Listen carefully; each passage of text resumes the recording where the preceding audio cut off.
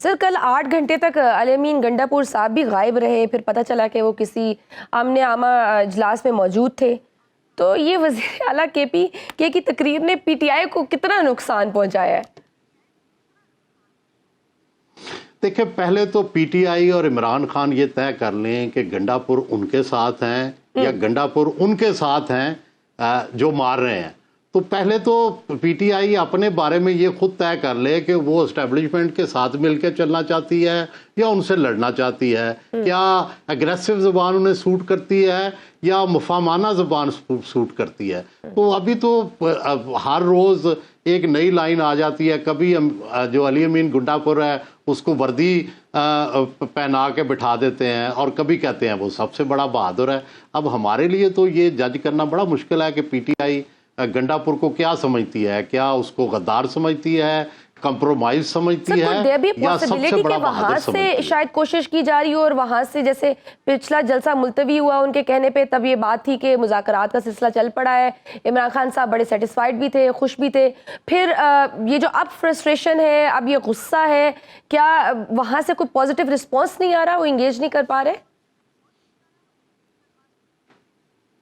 ये तो नहीं पता कि इनकी क्या वजह है, लेकिन पीटीआई ने जब भी उनको मौका मिलता है उन्होंने हमेशा एग्रेसिव लाइन ही ली है। और उनका शायद ये ख्याल हो कि एग्रेसिव लाइन लेने से, बाज़ कहते हैं ना लोग कि पावर टॉक्स टू पावर, इनका ख्याल है कि शायद ये जो जारहाना रवैया है इसके दबाव से ही एस्टेब्लिशमेंट या हुकूमत मजबूर होगी झुकने के। हो सकता है, मे भी उनकी राय सही हो, हमारी राय गलत हो। कि हमारा ख्याल है कि मुफाहमाना रवैये से रास्ते दुरुस्त होते हैं, उनका ख्याल है एग्रेसिव रवैयों से रास्ते खुलते हैं। Let's see. सर कल वज़ीर आज़म और सदर ने अरकान असम्बली के एजाज़ में इशाइया भी दिए। क्या हुकूमत आईनी तरमीम के लिए 2/3 अक्सरियत हासिल करने में कामयाब हो गई है?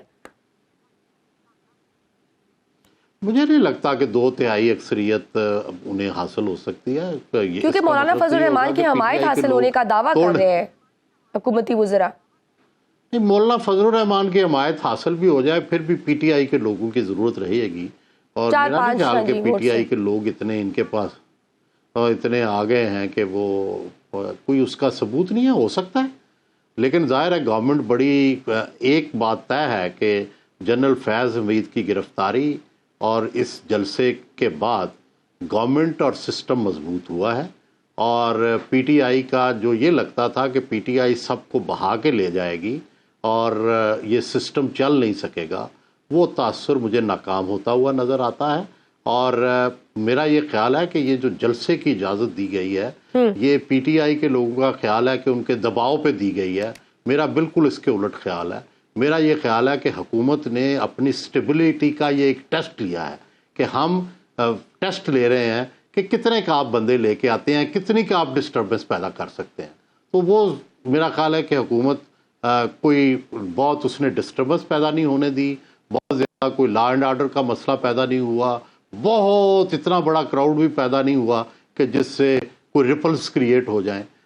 एक जलसा हुआ बस, और उसके बाद उसके बजाय पॉजिटिव जिस सिचुएशन में हुआ और जिस तरह से हुआ, फिर उनका लीडर भी मौजूद नहीं था, उसमें अगर देखें तो क्राउड तो था। और आपको क्या लगता है कि ये गवर्नमेंट यहाँ पे ये टेस्ट लाहौर में भी करेगी कि जो कुछ इस्लामाबाद जलसे में हुआ, क्या उसके बाद पीटीआई को लाहौर में जलसे की इजाज़त मिलेगी? देखिए, शजिया ऐसा होता है कि ज़ियाउल हक के ज़माने में मोहतरमा बेनज़ीर भुट्टो आई थी, 10 लाख का जुलूस निकला था, ठीक है। और लेकिन हुकूमत कोई तब्दील नहीं हुई थी, ना कोई तब्दीली आई थी, वो उसी तरह हुकूमत चलती रही थी। तो हुकूमतें ये टेस्ट लेती हैं कि ये आज अगर 10 लाख का, या वहाँ पे मेरा ख्याल है कि लाख का भी जलसा नहीं था, तो अगर ये जलसा कर भी लेते हैं तो उससे क्या हुकूमत पे इफेक्ट होगा। वो मेरा ख्याल है उस शाख को या तो वो जो ये भी करने देते, एक जलसे से क्या होता था, हुकूमत को कौन सा नुकसान पहुंचना था, ये इन्होंने तो खुद ही ये सारी कंट्रोवर्सी क्रिएट की है, पहले ही करने देते।